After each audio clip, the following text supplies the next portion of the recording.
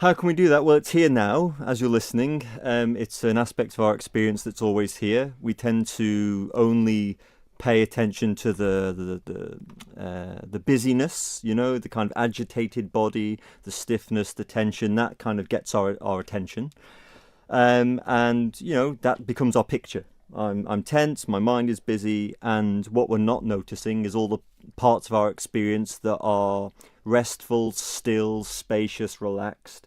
So we're always a mixed bag of content. We're never just stressed. We're never just tense. There's always stillness and calm and spaciousness.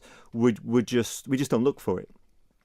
So the practice we did was another version of the Shinzen Young See, Hear, Feel practice that we did last week. And the label we were using this week is rest.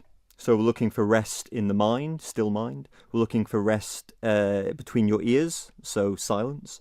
And we were looking for rest in the body, so anywhere in the body that feels peaceful, quiet, at ease.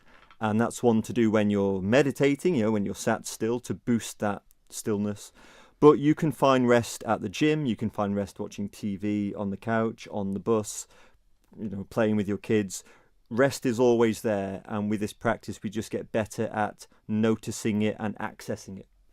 And we were saying before that this might be a useful practice for this time of year, because we were thinking more along the lines of TT and lots of busyness and people who might be stressed if they're with lots of crowds and people around them and noise and bustle. But you also mentioned something which I've completely forgotten about, of course, exam time. And you've actually been speaking to students this week, haven't you? Well, it was a few weeks ago, actually, but yes,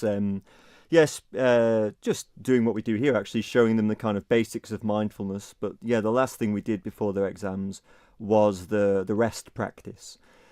So the nice thing about that practice is we tend to think that being calm is often circumstantial. Like, if this is a busy, crazy environment, I'll go and sit somewhere quiet, which is fine. But sometimes you can't do that. So in that case, look for the rest, look for the stillness that's already happening within you. And you just need to look, and you can be, in Piccadilly Circus, and you can be soaking into the fact that your feet and hands are at rest, or, so it's always there. So if you sit down to your exam, what I was telling these students was take a few moments to tune into your breath, to calm down, but then just actively look, where's the rest? Where is the relaxation in my experience? Even though I'm stressed and I'm busy, which parts of myself are still or quiet? And you'll find them. And when you tune into them, they'll become more dominant, and then suddenly you've just shifted gear. And does that then help with the likes of concentration and focus if you are in an exam environment? Yeah, it'll kind of tends to kind of merge together as the flow state. So kind of being able just to work from a place of stillness and calm, it kind of helps you rather than just getting tangled up in that busyness. But I use it when I go running. So running is very active, obviously, everything is moving, yet there's something about that fluid movement that's very restful. So I'll be running, and yet I'll be noting all the rest. So bizarrely, I'm running, but I'm also extremely relaxed, and it's a beautiful state to be in. And we talk as well about young people and mindfulness. And with your experience, for instance, that last time you were visiting students, how aware do you feel young people are about it? Because, when we say, people seem to be much more aware now about all of this meditation thing. Are young people aware? Yeah, I think so. I think they're definitely interested, and it depends obviously how we're talking about it. I don't usually use the word meditation. I'll talk about brain training or mind training.